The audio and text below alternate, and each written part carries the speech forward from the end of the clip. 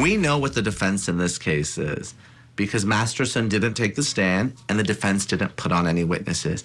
And that's to attack the Jane Does and undermine their credibility. The defense is arguing that this is all a money grab because the alleged victims filed a civil lawsuit and that Jane Does 1 through 3 talked to get their story straight before they went to law enforcement. Adding the fact that it took the alleged victims years to come forward gives the defense a narrow path towards victory if they can convince one or more jurors that the victims are fabricating this entire story. The evidence is in. Let's get the latest now in the Danny Masterson case. Court TV crime and justice correspondent Matt Johnson joins us live from Los Angeles, California, where it's all happening. All right, so closing arguments today. Tell me what happened. No cameras, unfortunately, Vinny, as we've been telling these updates, but there were fireworks inside that California courtroom here behind me, as especially D.A. Mueller, who is a very tall man, was addressing this jury first, standing next to the jury box, except for when he would call Danny Masterson a rapist. He would walk over to the defense table nearby, and he would point to him and say this: the 3 victims were forcibly raped by defendant Danny Masterson sitting over there, a man who was controlling and never took no for no. No one wants to be a victim of rape. He's a rapist, and for these victims, that's hard. Then it was up to the defense attorney, Philip Cohen. He stood up and placed poster boards of jury duties and degrees of guilt, and also some of the exhibits, some pictures that we had seen during testimony. And he said this to the jury: I've been waiting for a long time to do this. This case has been maddening to me. It's not like you go to Danny's house, he traps you in his lair, and you can never leave. All of the women had spoken to each other before Jane Doe number 3 even reports to Austin police, period. That's their testimony.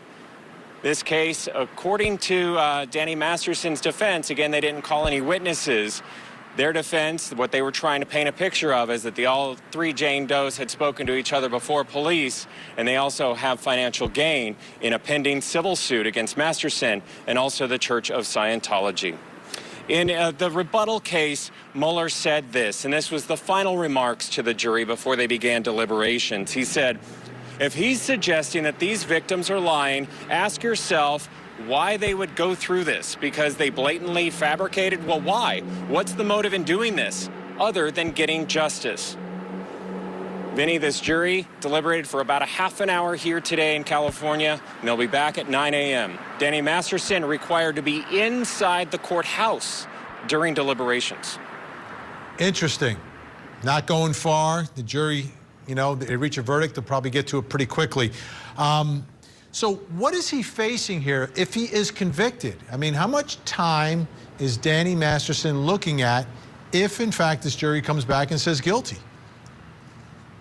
Right, it gets complicated here in California. The state legislature has changed some of the rules regarding sentencing and statute of limitations. But take a look at your screen. This is what he is facing, according to some of our experts. So the 4 victims, 3 stories of rape, 3 victims that the charges stem from, 3 counts forcible rape that happened between 2001, 2003. Of course, Danny Masterson pled not guilty. He's out on $3.3 million bail.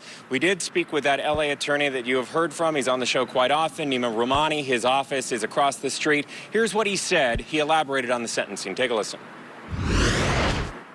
Masterson is facing a maximum of life in California State Prison if the district attorney's office proves certain aggravating factors. It's unlikely he would receive a minimum sentence because of certain statute of limitations issues, but if he did, he'd be facing 3 years state prison time.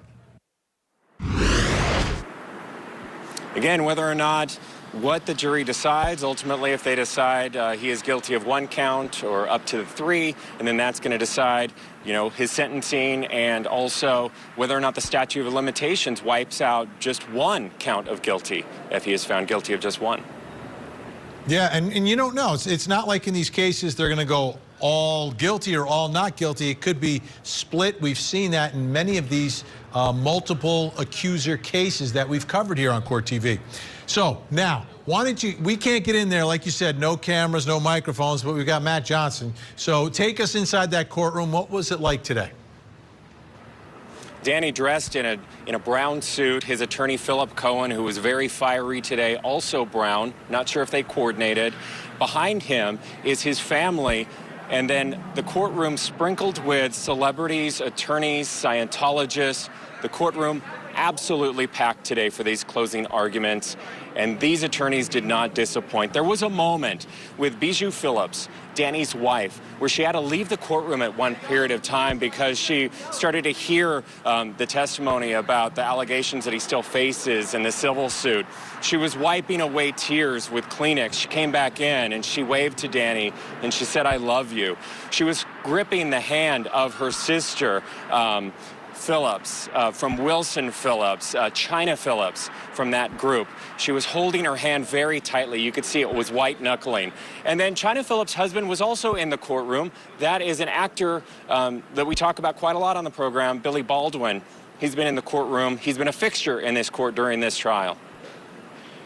Yeah, I talk more about his brother, Alec, but yeah, Billy's important. Matt Johnson in L.A. on a verdict watch. I'm sure we'll be speaking again tomorrow night, and I may have to wear the red tie once again. Thank you, sir. Thank you. All right, let's bring back in our think tank, Michael Sterling, Ann Bremner, Rick King with us. Couple things here. Let's start, Ann, with 4 different people accused him. Right? 3 of them are related to the charges, but the 4th was someone else to help prove the case against Danny Masterson. No case from the defense. The defense is sitting there saying, listen, you can't believe these women. Yeah, you know, in a sexual assault case, I think, Vinny, oftentimes the biggest mistake you can make is to put your client on the stand when you're defending. If you feel like there's a weak case in the things that were just enumerated by counsel in terms of the strategy, then that's probably the way to go. I mean, I think he probably wouldn't do himself a lot of favors on this stand. At least that's the way his counsel felt. It's his choice, of course, but you know, you look at this case and you've got them all talking to each other. You've got the issues in the church. You've got also the monetary bias, you know, which is very big. Whether they've already been paid or they want to be paid. The fact is that's their motive, according to the defense. And then you have somebody that's very likable. He seems to be likable. I never watched that show, but he's got a lot of celebrities in there, you know, vouching for him, at least in the audience. So, I mean, that kind of equation is about as good as it's going to get. And they obviously think there were things that were going to come out on cross, not just that he wouldn't do well, but there were things that might come out that might hurt their case. So I do it. Finally, as a prosecutor, when I tried sex cases, when the defendant got up on the stand, I was always like, shoo, my case just got a little bit better. You know, if I had a really weak case, you kind of limp along with your case and rest and hope you can make it that far. And then the defense gets up and your case suddenly gets a lot better. You know, Rick, there's as much at stake in this case as a murder trial, as we heard from Nima Rahmani out there in California. I mean, there's a potential of life. Life. I mean, you go away, you don't come back. It's it. It's over. Done. I mean, yeah, there's a lot at stake here. These are horrific crimes. I mean, this is the sexual battery of a woman. I don't think, you know, that you can undersell or understate the amount of damage or trauma that someone goes through when you take away their choice as to what they're going to do with their bodies intimately. So it should be penalized in that type of way. So I think that he should be generally worried about what's going to happen at the end here. Unbelievable. Michael Sterling, we have 5 seconds. Your reaction to an actor not taking the stand? I'm not surprised, Benny. I mean, he's taking the advice of his counsel. Obviously, it's his decision, but he's taking the advice of his counsel. They probably couldn't have done themselves any favors. I agree with Ann.